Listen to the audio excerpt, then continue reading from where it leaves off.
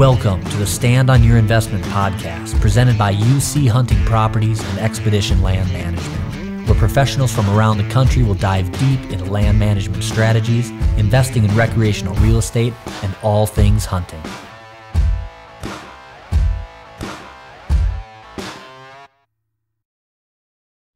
All right. Back with you, folks, listeners, whoever. Stand on Your Investment podcast today, live from Central Kansas with our guest, Richard and Kristy Blakeslee of Triple Creek Outfitters. Also,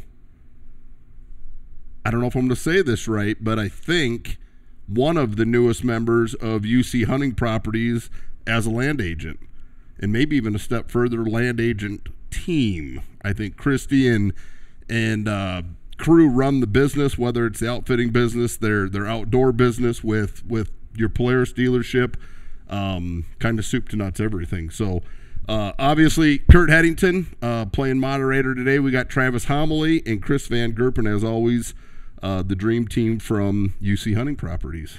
So welcome, guys. Thank you. So formal and nice. And we just had a big lunch, so this is going to be a struggle. We're all sleeping still. Yeah, I'm like the keynote speaker after lunch, which you know you're the worst one if that's where they book you. But anyway, excited to have you guys join us today and kind of give the listeners a snapshot into your guys' background, kind of how you got where you are, and we'll spin it from there. So Kristy, Richard, whoever wants to kind of take that piece of it, give us a little background on who you guys are and, like I said, how you got here. Well, we appreciate you guys being here and doing this with us and getting the word out on the the stuff that we're getting started on here with UNC Properties. But so this will be we're in the 19th season right now. We're, as you said earlier, we're down to the bottom of the ninth for our 19th season. So next year will be 20, and we've been involved in the hunting business now for myself owning Triple Creek Outfitters. At 20 years. Kristy, she came on here about 4 years ago as the other 50% owner, so husband-wife owned outfitting business, which has been really good. I don't want to jump past this because I think a lot of listeners would definitely recognize the business. You guys have had a lot of high-profile hunters, hunting shows, whatnot, come through the camp.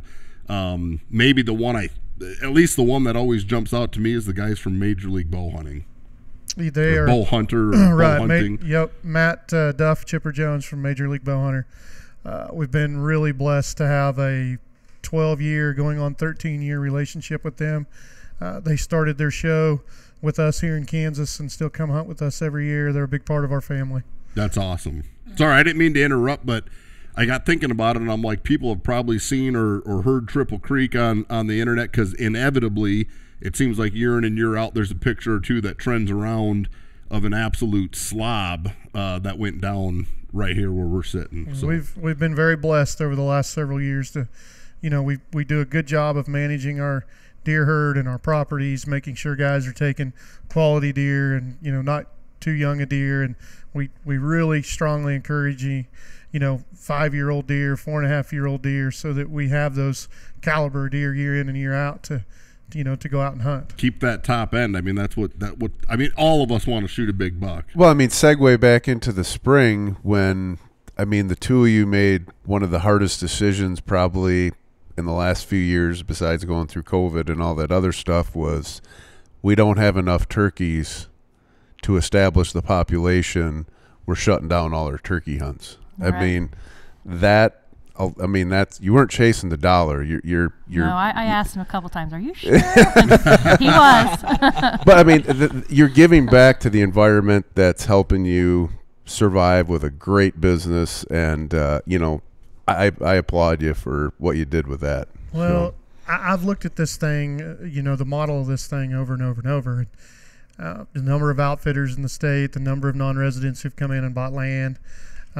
If you're doing what we're doing, running an outfitting business, and you're not putting any sort of management into what you're doing, and your business model is kill, at some point you're going to run out of something to kill. Mm-hmm. I don't care what they say, or at some point we're going to suffer the decline in the turkey population. This year we're in the drought, so we have a decline in our upland birds, and our quail numbers are fairly good, but each year we rely on turkey season, and then deer season, and then the upland bird season, and the waterfowl season, and if you're not putting some sort of management model in your business, you're setting yourself up for failure. I just believe that wholeheartely. Absolutely.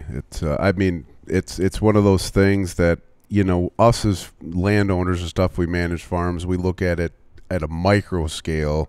You're looking at it as a macro scale. I mean, you guys got over 100,000 acres you're running in this program, and obviously there's a lot of land, but you didn't have the turkeys that you thought that would sustain a population on that. And we all talk deer, but if you go down to, break it all down, it's just one of those things that, helps not only your business, it helps all the other hunters in the area. And gives you the respect is where it's needed. So.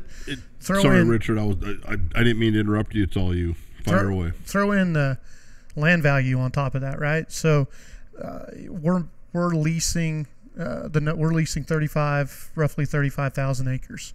So in leasing that 35,000 acres, if we're not managing what we're doing on that property for the landowner, even though the farmers don't think about it in that style, but if they want to put that land up for sale and I can produce, pictures of what we've done, the animals are still plenty, the wildlife that when you're selling land now in Kansas, you're not selling, generally if you're selling it, it's to a non-resident, someone who's coming in here to buy hunting land. And if I've been guiding on it for, going on 20 years and we've decimated anything that could grow, then I've taken the value of something that, you've, as the farmer, that you've had in your family, I've lessened the value of that.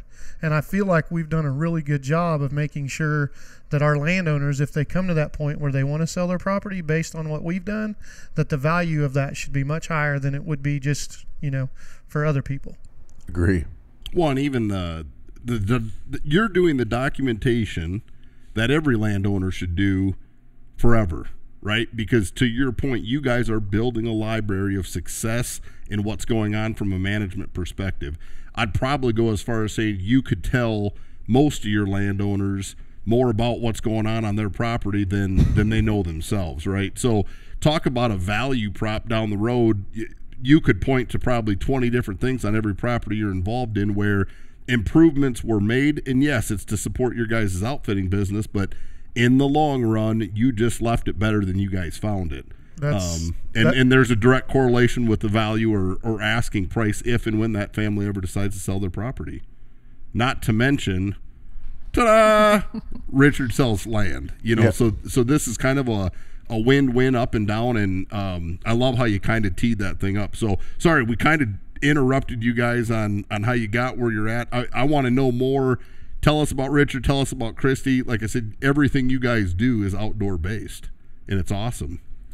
Well, Kristy owned and operated.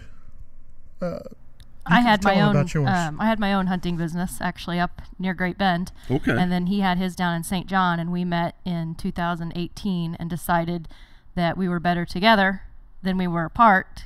He could manage the hunting side better, and I could run the business side. And so we very good team piece there for us. And then eventually we ended up liking each other a little bit. We got married, but that wasn't the plan to begin with. Full-time? It was definitely not my plan, and it's kind of a funny story. We didn't really know each other at the time when we went into this meeting where we were going to sit down and talk to one another. And I won't tell the whole story, but I told my daughter on the way that I was going to meet Kristy, to talk to her about buying her business. And my daughter says, Dad, do you know that thing you do where you sit down with people and you BS your way and kind of get things at the price you want them to be? And I go, yeah. She goes, well, Kristy Straub ain't going to fall. She ain't going to fall for your yeah. So she then hung up the phone and she told her husband, she goes, oh my God, my dad's going to go meet Kristy Straub. And her husband goes, well, why is that a big deal? She goes, you don't understand. They don't really know each other yet. But when they meet each other and figure out what each other brings to the table, she goes, it's going to be fireworks. And that's we pretty are. much what it was. Ta-da! Yep. Yeah. And this is it's starting to become a reoccurring theme. We've even podcasted with some other agents that are in the outfitting business, and it does seem like it just complements itself, because a lot of the stuff we talk about on the regular and do on the regular is all land management based, and typically working with the private landowner. We have had engagements in the past with outfitters where we're doing more of the consultative side. I think it's inherent to what you guys are doing, and that's why I say when I'm thinking reoccurring theme, I'm like, who better to visit with any landowner than the guy that's been leasing from them, or the gal that's been leasing from them forever. And like I said, you guys know more about it than probably the landowners, and I just think it's the neatest story. But when you guys brought the businesses together, I mean, would have you considered each other competitors at that time? Most definitely. Most definitely. Yeah. So you guys were both running deer hunts, and Yes. There was no love between us No. at that time. funny how things change. Yeah, she did not like me, and I did not like her. Right. Well, and we're hoping that today's a snapshot, as this thing starts to trend and get shared around, and people get to listen in and get an inside view of Triple Creek. That part of what they take away from it is, if somebody was looking for land in central Kansas, I don't know that there'd be a better dynamic duo of again, outfitters, but you guys have worked with a ton of landowners in this area. If someone was seeking land in this area, you should be a natural stopping point. I would think so. I mean, we definitely have covered. I mean, we cover, just in what we lease right now, we cover 7 counties. So that's, And Richard grew up here. I mean, we drive down the road and he can name off who owns every single property around. Sure. He knows it all. Well, we're sitting, I mean, the lodge is built on your family farm, so it's, I mean, there's a lot of heritage to this area and your business, and I mean, that goes deep. Very deep. I mean, a lot of outfitters that we run into are kind of migrate in and take up shop, and from an area, I mean, from another state, another area or whatever, and you've done it all from where you're growing up.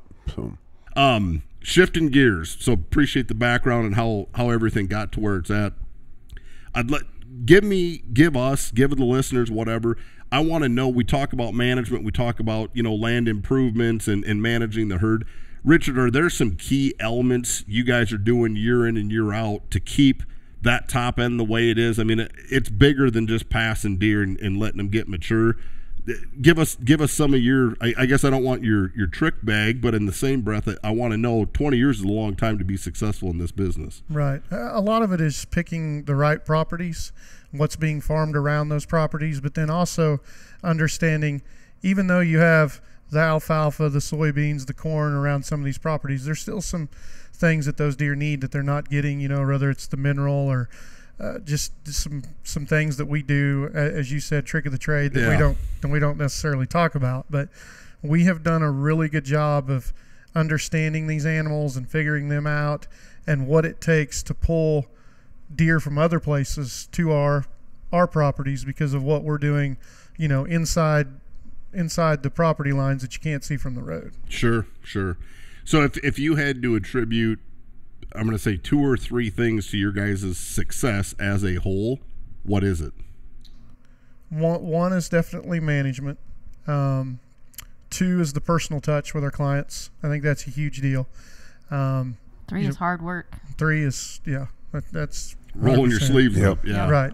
And it shows. This place is beautiful, and like I said, the level of success year after year is probably second to nobody in the business, I would argue. The most important thing to me in this 20 years, which honestly, it's just really, I can't even believe. When I started this, if you'd have told me 20 years later we were going to be doing this, I'd have laughed. But for me, it's that outfitter relationship with my clients. That's such an important piece, developing that relationship and the trust, because what is so important in this business is that trust factor. Those guys have to trust you. They have to believe in you because they're here for 5 days. They're not here all summer. They're not seeing what we're doing.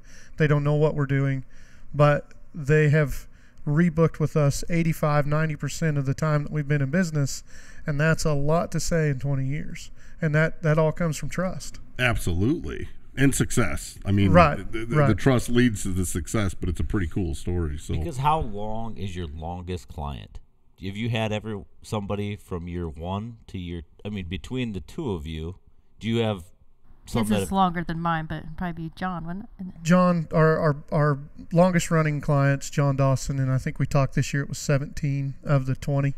Wow. And he's killed deer most of those years. That's cool. Good deer. He can line them all up. It is amazing. He leaves in the morning. He's a forestry guy, so he leaves in the morning, takes a sandwich, goes and sets in a deer blind. He'll come back with information that, okay, I saw 47 deer this morning.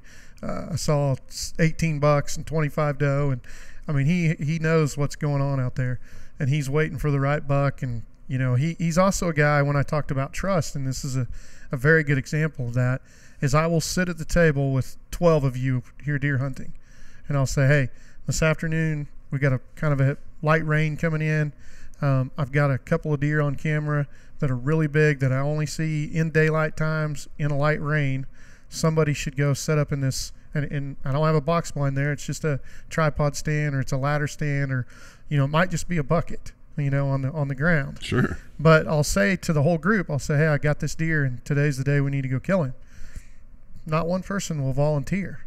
And John, if he did come in for lunch, he'll go back out to the stand, and about 2:30 or 3 o'clock, he'll say, anybody hit you up about that deer? And I'll say, nope, not a soul. He'll say, tell me where to meet you. I'm on my way. And he'll hop in his pickup, and I've put him across the road where he's killed a 170.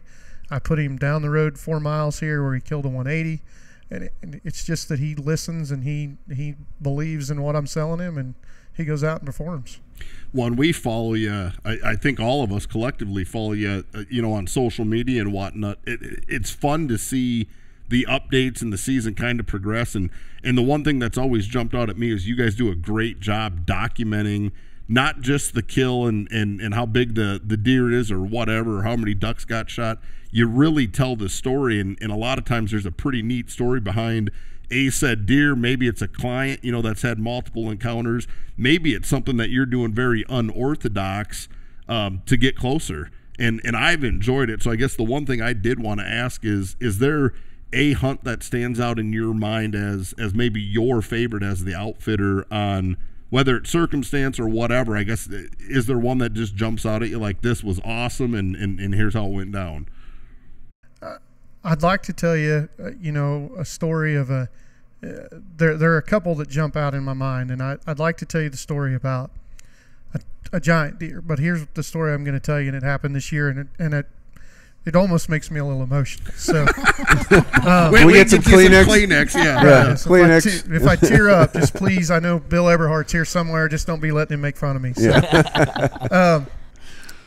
I had a young man come in this rifle season. Okay.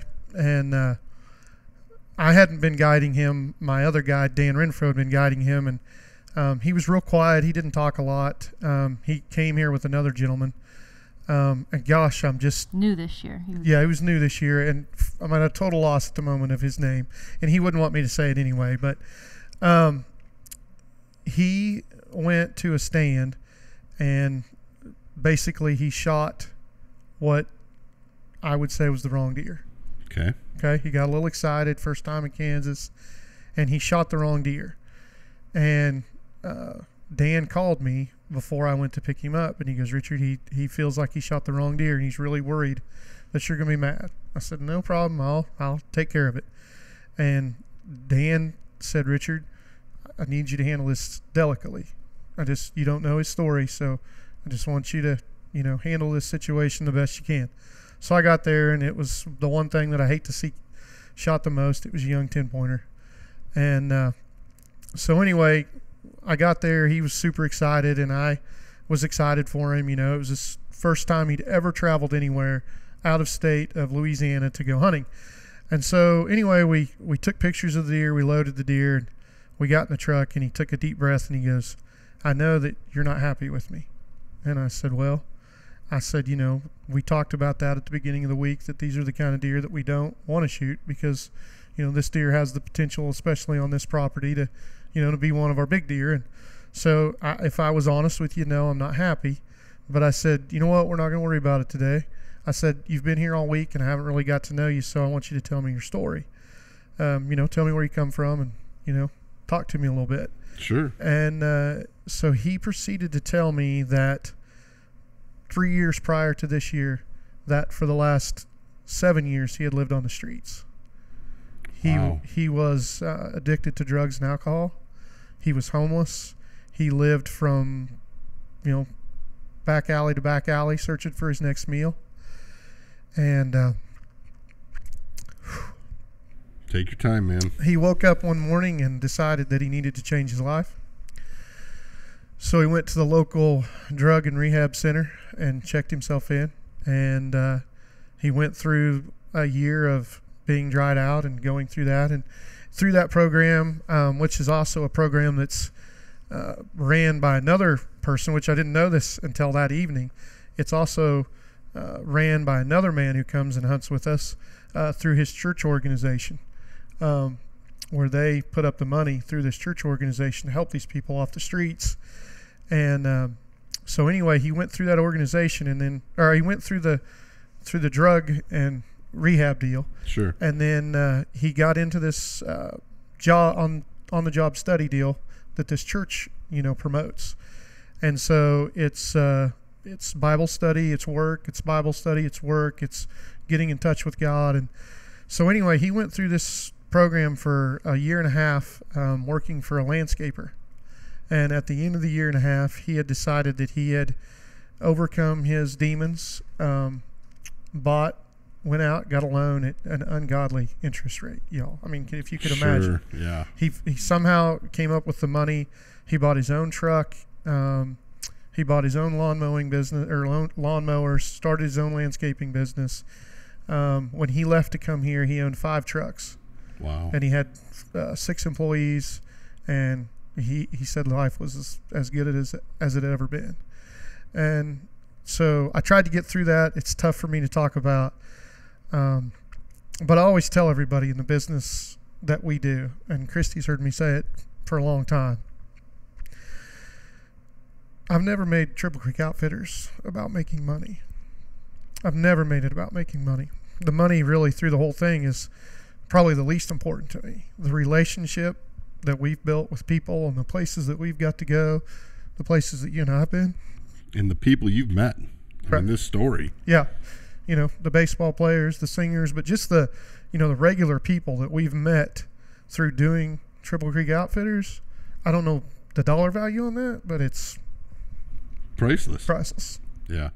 No, that's for purely selfish reasons. I was waiting to hear the story about a 220-inch deer and 6 years of history, and the fact that that's the one that stands out says a lot about your guys' character.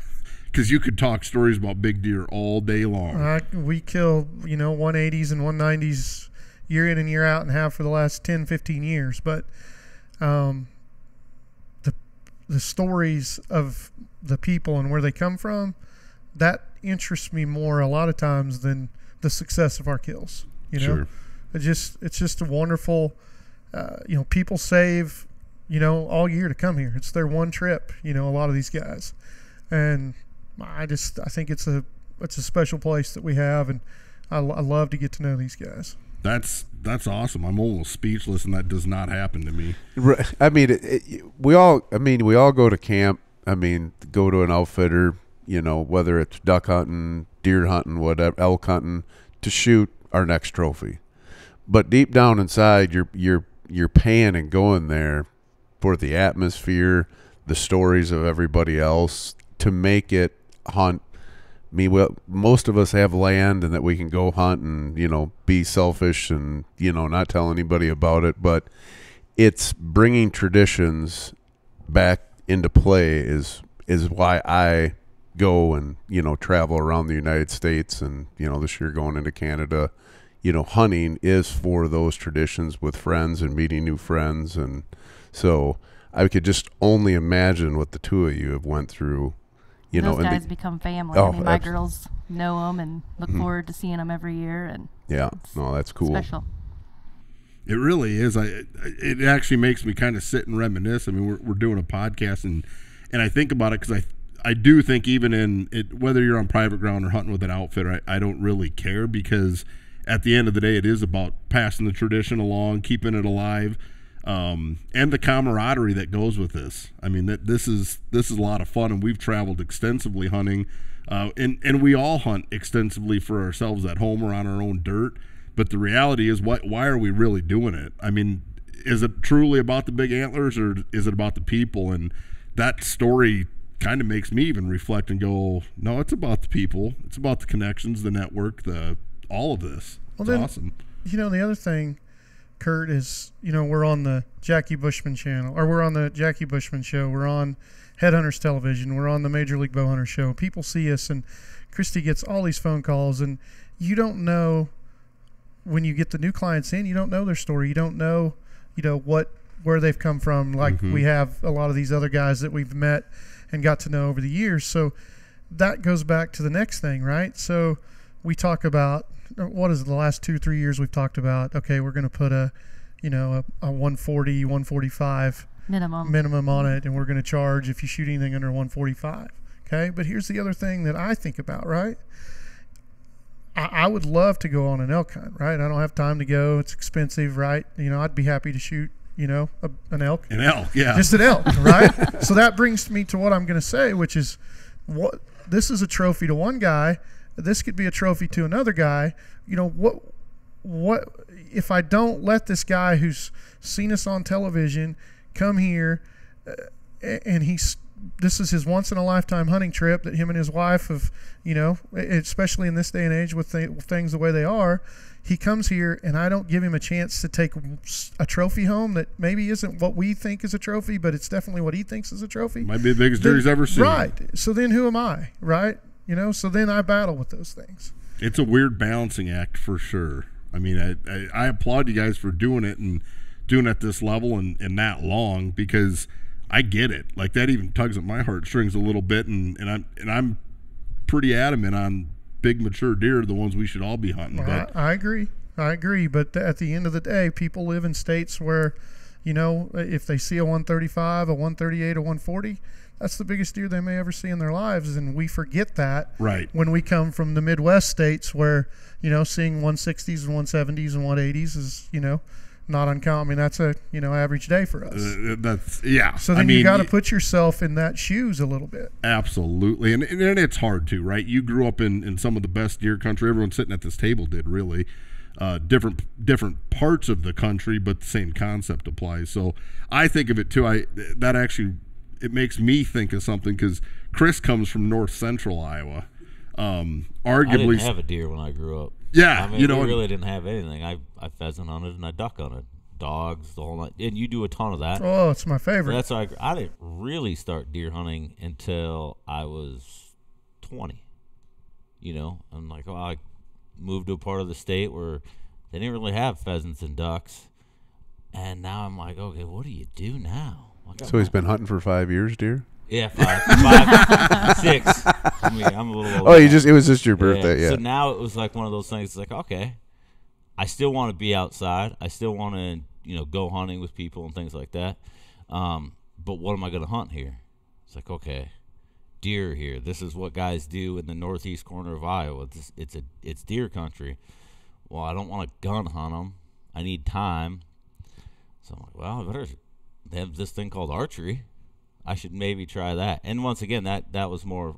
I mean, I would have never met him if I didn't archery hunt. That's actually what I was just going to say. I mean, whether you want to blame it on deer hunting or archery or some combination of both, that's how Gerpsy and I met. And fast forward 20 years probably. 20. One of my closest friends, heck, he's godparents to my kids and vice versa, and pretty neat how this all comes together, and I have no idea how we got on like this family counseling session during the podcast. That's normally heavily predicated on real estate, hunting, and land management, but here we are. Right. So, Is there anything else you guys would want to talk about from the business side? If somebody hasn't heard about, you, Richard, Kristy, you, obviously, like I said, your guys' businesses are deeply rooted here in central Kansas. And because of the exposure you've got through TV and some, I guess what I would call celebrity hunters, certainly it looks bigger than that. I guess I will say it doesn't feel that way. You guys are as good a central Kansas people I've ever met, or people in general, but if there was anything, you want the listeners or the UC network that's listening to this, we want the public to know you guys, and I know you have a very tight-knit outfitting business because of your repeat clients. Introduce the world to you guys in your business. I mean, clearly you're different, and you're very humble about it. So I guess I'm trying to pull something out of you, and I don't even really know what I'm trying to pull, but go. We should talk to her about that. Yeah. This is more Kristy's. No, I'm just kidding. If you had to sell me from scratch, it's my favorite I'm going to change thing to this. do. Yeah, because I'm picking up what you're putting down. All right. If you had to sell me on scratch, why not only to come to central Kansas or Kansas in general to hunt deer, but why to come do it with Triple Creek? Because we have the best reputation. We have the place that you want to come where we manage deer. If you're looking for big mature deer, which I assume that you are, we're the place to come. We're putting in all the extra work. We've got 125, 130 ladder stands out, a little over 50 box blinds. We've got the Boss Buck feeders everywhere, cameras out. We know what we're doing. We've been doing it a long time. We've got our inventory put together. We've got the best cook that you could imagine, cooking for guys, which that's important. I can see from you that that's important. Easy. So is there a fitness room here? So, I mean, you can talk to some other outfitters, but if you'll just, go online and look and see what we do and talk to people about us, you'll find out that this is the place you want to come. If you ask one of our hunters why we're different, it's because of the hard work. Sure. And what they do on the off season to make sure that they're successful. Yeah, I mean, it's a year-round business. People think it's just hunting season, but the reality is it's a lifestyle. Well, with the year-round business, I mean, Kristy, if you want to talk, or Richard, about in the off season, your lodge is still seating, sleeping people. I had to convince these guys that it wasn't going to look like your normal hunting lodge for that reason. Mm-hmm. I mean, we have to make it pay for itself in the off season, and they let me do it. They let me decorate it a little trendier than maybe your normal hunting lodge, but it pulls a lot of Airbnb, and our hunters love it just as much. So no, and that's different than I think from a lot of outfitters what they do. I mean, once season's done, the doors get closed in the lodge, the shop door gets open, and work gets done. Both of that gets done here. I mean, you extend the stays, and the work never stops. So. We couldn't have put up that building and just paid for it strictly through the hunting business. It just doesn't pencil out, and that's why it was so important for her to play such a big hand in, getting me to calm down a little bit instead of covering everything. If you asked Matt Duff, there would have been 50 more racks in that room, and it would have been different. But I argued with him and won. So far. Well, I'm not going to argue with you. It looks beautiful. We have a lot of ladies groups that come and stay with us, and when I go over and meet with them and introduce, myself as the owner, they're like, "Well, who's the lady that put the hand in all of this?" I mean, they can definitely see that it's got the ladies' touch. So. Definitely. When I chuckle about it, because I sit and think back through all the hunting camps that I've been in, and I guarantee you on about, like 2 fingers, I could tell you how many places my wife would have come with me, like for a fact. So, yeah, you did it right for sure. If somebody wants to get more information on Triple Creek, I mean, is the website the best avenue? Is it social media? How do we point people your direction, Richard? Facebook, Instagram, our website. Both of our numbers are on, all of those deals, so they can call either Kristy or I if they want to talk about hunting and how we go about and do things. I'm your guy. If you want to put something together in the books on the calendar, she's your girl, because when we first started this thing together, after the first year when we had people showing up that we didn't know was going to be here, she said, I'll be the booking agent you be the Right on. Yeah.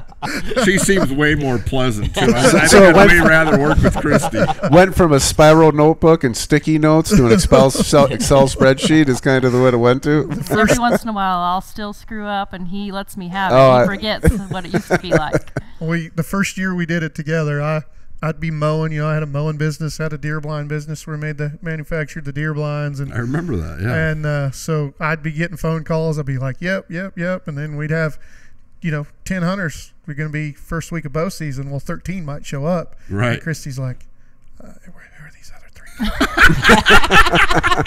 I don't know. Guess they're going. They got.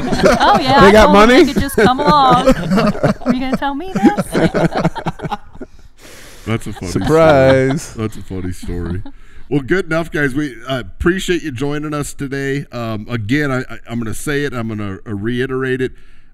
Richard's on Team Good Guy. He's part of UC Hunting Properties. If you are looking for dirt in Kansas, I don't know that there'd be a better source that could spread their wings wide and far to help you find the right piece. So We know where it is. We can definitely help you for sure. excellent. Anything in closing?